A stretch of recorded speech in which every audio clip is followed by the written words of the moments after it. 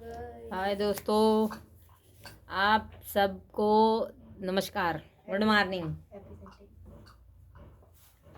Happy birthday किसका? Happy Sunday बोल। हाँ, हैप्पी संडे। और दोस्तों, संडे को हम लोग मतलब अपने काम करने के बाद में अब हम लोग अपने घर में काम कर रहे हैं। देखिए, सब्जी कट रही है, आलू गाजर गोभी, उसकी सब्जी बनेगी। और ये एक जनी ये हैं, आज ये कुछ काम नहीं करना चाहती, फ्री माइंड। इनके ज़िंदगी में कोई टेंशन नहीं है, आराम से करना और खाना है और एकदम फ्री रहना है। और दोस्तों, आज मेरे को एक कहानी याद आ गई है छोटी सी, वो मैं आप लोगों के साथ शेयर करना चाहती हूँ। कहानी ऐसी थी कि राम नाम की कहानी है, राम नाम की महिमा है और राम नाम की कहानी है। क्योंकि कहते हैं कि राम से बड़ा राम का नाम है। राम की मैं कहानी का नाम बताना चाहती हूँ कि दोस्तों, एक गांव में दो भाई रहते थे। और भाइयों का एक बहुत अच्छा था, जो क्या कहते हैं धर्म कर्म में रुचि रखता था, और दूसरा जो था वो थोड़ा मनबड़ कहते हैं जिसको, साधु संतों को देख के गाली देता था। साधु संतों को आते हुए देखता था तो वो सबको दुर्व्यवहार करता था, गलत बोलता था।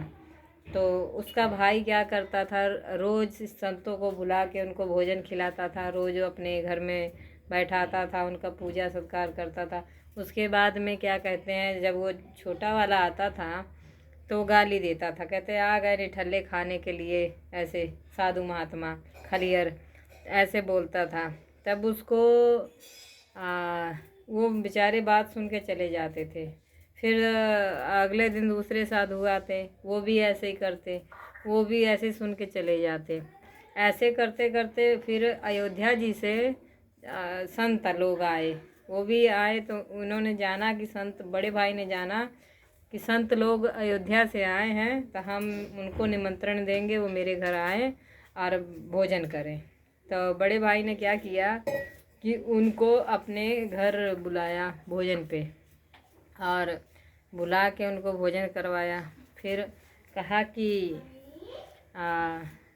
वो आया और छोटा भाई आया, उसने उल्टा सीधा बोला, कहा कि आ गए देखो निठल्ले खाने के लिए खलियर, और ऐसे बोल के और गाली दे के चला गया। तब संतों ने पूछा कि ये क्या चीज़ है, तो कह रहे हैं कि बाबा यही तो बात है कि मैं इसीलिए सेवा सत्कार करता हूँ कि इसकी सद्बुद्धि आए और इसका कुछ समझ आए। तो कह रहा है कि अच्छा, तो कह रहा है मैंने बहुत प्रयास किया पर अभी तक इनका नहीं सही हुआ।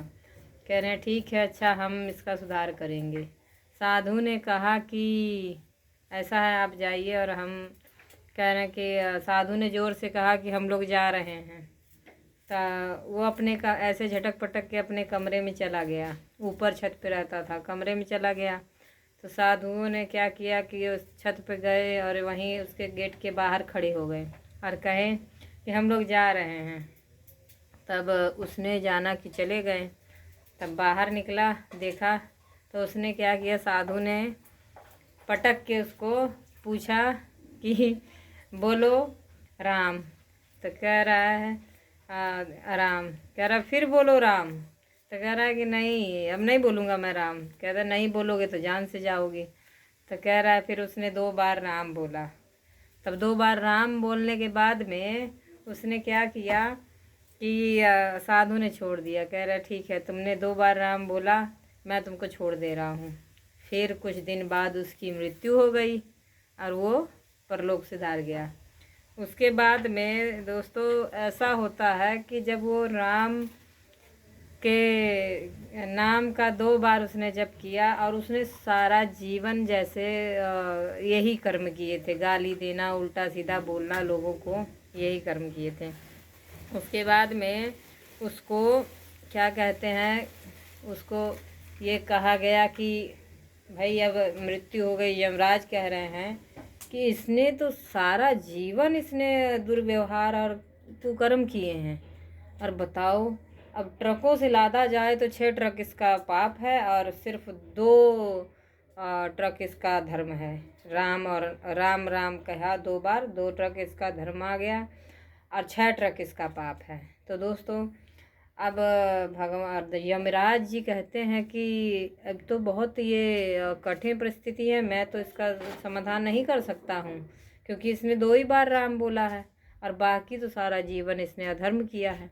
फिर इसने क्या किया, इसने क्या कहते हैं कि वो फिर यमराज जी कहते हैं कि चलो शंकर भगवान के पास चलते हैं, इनके पास तो अवधरदानी है, इनके पास समाधान होगा। तो शंकर भगवान के पास जाते हैं। तो शंकर भगवान कहते हैं कि अब जाके यमराज जी कहते हैं कि प्रभु इसने 6 ट्रक पाप किए हैं और 2 ही बार राम राम बोले हैं। तो कह रहे हैं कि अच्छा, तो इसका तो समाधान मेरे पास भी नहीं है, अब क्या करें। तो शंकर जी कहते हैं ऐसा है कि ब्रह्मा जी के पास चलते हैं, क्योंकि उनके तो भाई 3 मुख हैं और वो सृष्टि के रचयिता हैं। तो ब्रह्मा जी के पास चलते हैं। तो ब्रह्मा जी के पास सब गए तो कह रहे हैं कि भगवान इसने सारा जीवन को कर्म किया है, 6 ट्रक पाप इसका बना और 2 बार राम राम बोला। तो कह रहे हैं अब क्या करें। तो ब्रह्मा जी कह रहे हैं कि भाई मैं तो सृष्टि का रचयिता जरूर हूँ, पर मैं इसका समाधान नहीं कर सकता हूँ। फिर गए, तब गए तो फिर किसी के पास इसका समाधान नहीं निकला। तो शिव भगवान कहते हैं कि मैं भी तो राम राम ही कहता हूँ और मैं यही अब राम जी के पास जाना चाहिए, वही अपना नाम का और अपना समाधान बताएंगे। तो गए राम जी के पास। तो राम जी ने कहा कि राम जी से उन लोगों ने कहा कि प्रभु इसने तो 6 ट्रक पाप किया है और सिर्फ 2 बार राम राम बोला है, अब इसका क्या समाधान हो सकता है। तो कहा कि ऐसा है कि इसने कम से कम 2 बार राम राम तो कहा है और बाकी इसने चलो कुकर्म पाप किए हैं, तो इसको मेरे पास छोड़ दो और मैं इसका समाधान करूँगा। तब कहा गया, जब उसके पास आया तो प्रभु ने कहा कि इसके पाप जो है माफ़ कर दिए जाएं, क्योंकि इसने राम राम बोला है। तो दोस्तों कहने का अर्थ यही है, इतनी लंबी कहानी के बाद भी कहने का अर्थ यह है कि राम नाम की महिमा, क्योंकि राम से बड़ा राम का नाम है। और लोग कहते हैं कि जीवन में जो राम राम कहते हैं उनका जीवन सफल हो जाता है और उनके जीवन में कभी जो है ज़िंदगी बोझ नहीं लगती है, सरल हो जाती है। तो दोस्तों नमस्कार, बस इतना ही कहना चाहूँगी। राम नाम का महिमा और राम राम कहिए, राम राम कहिए।